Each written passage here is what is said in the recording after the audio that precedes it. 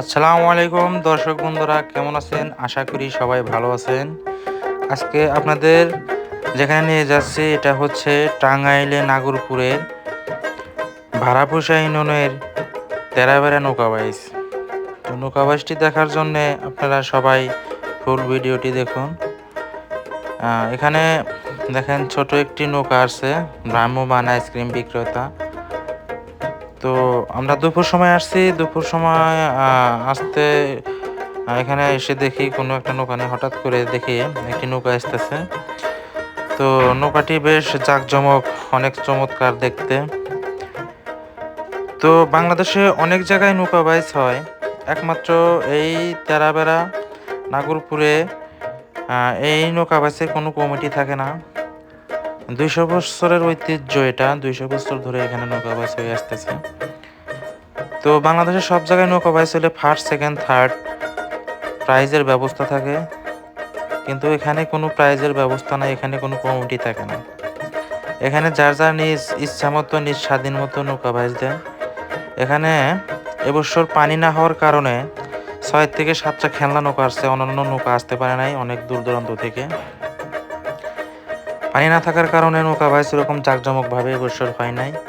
তো যাই হয়েছে আলহামদুলিল্লাহ, অনেক স্যালো নৌকা থাকার কারণে আমরা বাইচ ঠিক মতো দেখতে পারিনি। তো পানি না থাকার কারণে এই সমস্যাটি হয়েছে। দেখুন অনেক সুন্দরভাবে নৌকাটি যাচ্ছে, বোটের তালে তালে তাল মিলিয়ে টেনে টেনে যাচ্ছে নৌকা। এখানে আরেকটি নৌকা, অনেক সুন্দর প্রতিযোগিতা। এই নৌকাটি অনেক সুন্দরভাবে যাচ্ছে। পানি কম থাকার কারণে, ট্রলারও বেশি থাকার কারণে নৌকা বাইচ খুব একটা হতে পারে নাই। অনেক নৌকা থাকার কারণে দেখুন একটি নৌকার সাথে নৌকা সংঘর্ষ, অল্পের থেকে নৌকাটি ডুবলো না। অনেক দর্শক, আসলে এখানে নৌকা বাইচের থেকে বেশি আনন্দই বেশি হয়।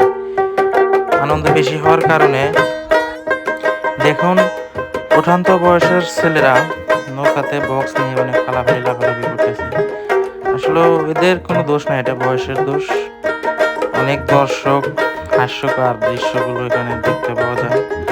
যারা মানিকগঞ্জ এবং টাঙ্গাইল, সিরাজগঞ্জ এই 3 জেলার লোক আছে, তারা হয়তো এই বাইচের সাথেও পরিচিত থাকবেন। কারণ এখানে মধ্যবর্তী একটা জায়গা, যেখানে মানিকগঞ্জ, টাঙ্গাইল এবং সিরাজগঞ্জ এই 3 জেলার লোকই এখানে এই বাইচটি দেখার জন্য আসে। এই 3 জেলার মধ্যবর্তী স্থান হচ্ছে এই ভাড়াপোষে। তো ভাড়াপোষে এটা নাম দিয়েছে তেরাবেড়া। তেরাবেড়া নাম দিয়েছে কি কারণ আমি নিজেও জানি না। এখানে অনেক দর্শক আসছে, বাঙালি দর্শক যারা নৌকা বাইচ দেখতে অনেক পছন্দ করে, তারাই আসছে এখানে। ছোট বড় সকলেই এখানে আসছে। বাঙালি ফুটবল খেলা, নৌকা বাইচ, হাডুডু খেলা, লাঠিবাড়ি খেলা, এগুলো খুব পছন্দ করে, এগুলো দেখতে খুব ভালোবাসে। তো এখানে নৌকা বাইচ যেরকম হয়েছে, আশা ছিল আরো একটু ভালো হবে। তো এখানে অনেক নৌকা আসছে, দেখেন স্যালো নৌকা আসছে, বক্স নিয়ে নিয়ে তারা এমনভাবে ঘোরাফেরা করতেছে।